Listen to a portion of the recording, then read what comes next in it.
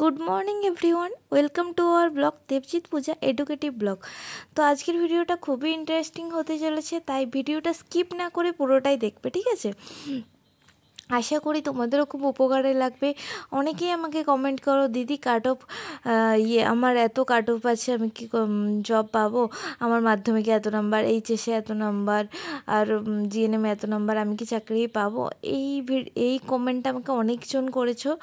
তো আমি cut off কীভাবে ক্যালকুলেট করতে হয় এই ভিডিওতে দেখিয়ে দেবো। আশা করি তোমাদের আর প্রবলেম হবে না। অনেকে ইন্টারভিউ নিয়ে, এক্সপিরিয়েন্স নিয়ে অনেকেই কোশ্চেন করেছো, সেই জন্যই স্পেশালি এই ভিডিওটা বানানো, অন্য কিছু পারপাস নেই, জাস্ট ওই জন্যই ভিডিওটা বানানো, তোমরা যাতে বুঝতে পারো অ্যাকাডেমিক মার্কস কত থাকে, এক্সপিরিয়েন্স কত থাকে, আর ইন্টারভিউয়ের উপর কত থাকে।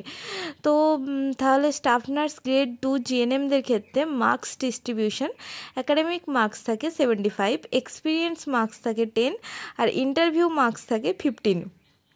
অ্যাকাডেমিক মার্কস ক্রাইটেরিয়া, তো অ্যাকাডেমিক মার্কিং ক্রাইটেরিয়া হচ্ছে সেকেন্ডারির ক্ষেত্রে marksheet including supplementary marksheets including additional and elective subject, মানে যাদের অ্যাডিশনাল অর ইলেকটিভ সাবজেক্ট থাকবে তাদের কি যোগ করতে হবে, যাদের থাকবে না তারা তো যোগ করবে না, স্বাভাবিক। তো সেকেন্ডারি এক্সামের থেকে যোগ হয় টোটাল 10 মার্কস, ঠিক আছে? তো একটা এক্সাম্পল দিয়ে বোঝাচ্ছি আমি। ধরো কেউ ফুল মার্কস পেয়েছে মাধ্যমিকে 580 উইথ অ্যাডিশনাল, তখন পার্সেন্টেজ ক্যালকুলেশন কি করে হবে? টোটাল মার্কস মানে অ্যাডিশনাল পেলেও সেটা যোগ হবে, অ্যাডিশনাল না পেলে সেটা যোগ হবে না, by total number of subject. Additional যোগ হলে টোটাল সাবজেক্ট হয়ে যাচ্ছে 8টা, আর না হলে 7টা। তো ওই টোটাল মার্কস বাই হচ্ছে ওই যটা সাবজেক্ট থাকবে, তো যোগ মানে ডিভাইডেড বাই করে, তো যেটা বেরোবে সেটাই হচ্ছে পার্সেন্টেজ। এরপর এটা তো বলেছে 10 নাম্বার যোগ হবে, এখানে তো আর 100 নাম্বার যোগ হবে বলেনি। তো সেই জন্য 100তে যদি 72.5 হয়, একে তাহলে কত হবে? 72.5/100। আর 10-এ কত হবে? 10 মার্কসের মধ্যে যেহেতু 72.5 × 10/100, তো 7.25 হবে 10-এর মধ্যে মার্কস, ঠিক আছে? Higher secondary marksheet including supplementary marksheet including additional or elective subjects, তো এখানে হচ্ছে টোটাল মার্কস হচ্ছে 25। তো এক্সাম্পল হচ্ছে কারো ধরো অ্যাডিশনাল সাবজেক্ট আছে মাধ্যমিকে, যেটা আমরা এইচএসে যেটা 4 সাবজেক্ট বলে থাকি, তো সেটাই হচ্ছে অ্যাডিশনাল সাবজেক্ট বা ইলেকটিভ সাবজেক্ট। তো যাদের আছে তারা যোগ করবে, যাদের নেই তারা যোগ করবে না। তো ধরো কারোর অ্যাডিশনাল সাবজেক্ট নিয়ে 480 হয়েছে, তাহলে পার্সেন্টেজ ক্যালকুলেশন কিভাবে করবে? আমি বলেইছিলাম টোটাল মার্কস বাই এই সাবজেক্ট সংখ্যা, যটা সাবজেক্ট আছে, মানে টোটাল সাবজেক্ট কটা।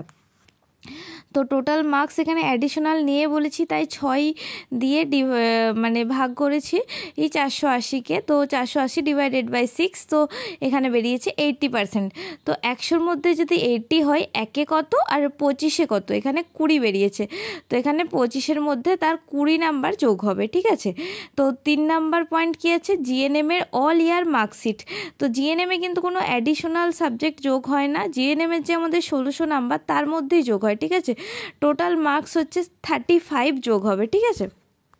তো ধরো কেউ জিএনএমে টোটাল মার্কস পেয়েছে 1180, তো তার পার্সেন্টেজ ক্যালকুলেশন কিভাবে করব? Total marks 1180 by total subject, 16টা সাবজেক্ট, তো তাই 16 দিয়ে ডিভাইডেড বাই করেছি, তো সেখানে বেরিয়েছে আমার 73.75। তো 100-তে যদি 73.75 হয়, তো একে কত? 35-এ কত? 35-এ করলে বেরোচ্ছে আমার 25.81। তো মূলত মানে 35-এর মধ্যে এখানে 25.81 যোগ হবে, ঠিক আছে? তো মাধ্যমিক, এইচএস আর জিএনএম সব মিলিয়ে 75 নাম্বার হয়ে গেল। তো অ্যাকাডেমিক্স মার্কস কিন্তু এখানে ফিল আপ হয়ে গেছে, মাধ্যমিকে 10, এইচএসে হচ্ছে 25, আর জিএনএমে 35, তাহলে টোটাল হয়ে গেল 75। তো অ্যাকাডেমিক্স মার্কসটা আশা করি সবাই বুঝতে পেরেছো। তো তোমাদের অ্যাকাডেমিক্স মার্কস কত আছে অবশ্যই জানিও। Diploma minimum 1 year, relevant document to be attached, total marks হচ্ছে 5। তো এখানে কারোর যদি কোনো ডিপ্লোমা কোর্স করা থাকে কার্ডিওলজির ওপর বা ওই ক্যান্সারের ওপর, তো সেখানে কিন্তু টোটাল 5 মার্কস যোগ হতে পারে। তো এটা আমি অতটাও জানি না, ডিপ্লোমা আমার করা ছিল না, তো সেই জন্য আমার কোনো এক্সপিরিয়েন্স নেই। তো করতে গেলেও মিনিমাম 1 ইয়ারের একটা ডিপ্লোমা কোর্স করতে হয়, শুনেছি কার্ডিওলজির ওপর হয়। তো এটা করতে পারো, যদি কারোর করা থাকে তো তার 5 মার্কস যোগ হবে। এক্সপিরিয়েন্স মার্কস টোটাল যোগ হয় 10 এক্সপিরিয়েন্সের ওপর, আর ইন্টারভিউয়ের ওপর যোগ হয় টোটাল 15। তো টোটাল কাট অফ আমি বলেছিলাম, তো আমি যে নাম্বারটার ওপর করেছিলাম টোটাল, তো 53.06 টোটাল মার্কস কাট অফ বেরিয়েছে। তো এর সাথে ডিপ্লোমা থাকলে ডিপ্লোমার নাম্বার যোগ হবে, এক্সপিরিয়েন্স থাকলে এক্সপিরিয়েন্সের নাম্বার যোগ হবে, আর ইন্টারভিউ এর মার্কস তো যোগ হবেই, যদি থাকে, কেন এটা তো যত পাবে তত যোগ হবে, ডিপ্লোমা আর এক্সপিরিয়েন্সটা যদি থাকে তবে যোগ হবে। এক্সপিরিয়েন্স টোটাল মার্কস হচ্ছে 10। তো যে ছকটা আছে আমাদের গভর্নমেন্টে পাওয়ার ক্ষেত্রে, তো লেস দ্যান 12 মান্থস হলে 0 মার্কস যোগ হয়, লেস দ্যান 24 মান্থস হলে 2 মার্কস যোগ হবে, আর লেস দ্যান 36 হলে 4, লেস দ্যান 48 হলে 6, আর লেস দ্যান 60 হলে 8, আর গ্রেটার দ্যান ইকুয়াল 60 হলে 10 হবে। তো এর ওপরে যত এক্সপিরিয়েন্সই থাক আর যোগ হয় না, 10-এর বেশি যোগ হয় না, আর 1 ইয়ারের নিচে হলে কোনো এক্সপিরিয়েন্স কাউন্ট হয় না। তো আমাদেরও যেমন এক্সপিরিয়েন্স কিছু কাউন্ট হয়নি। আশা করি সবাই কাট অফ ক্যালকুলেশন বুঝতে পেরেছো। তো সবাই কমেন্ট করে জানিও সবার কত কাট অফ হচ্ছে। এর থেকে সহজভাবে আর কিছু বোঝানো যায় না। যাই হোক, thank you for watching my video. Thank you.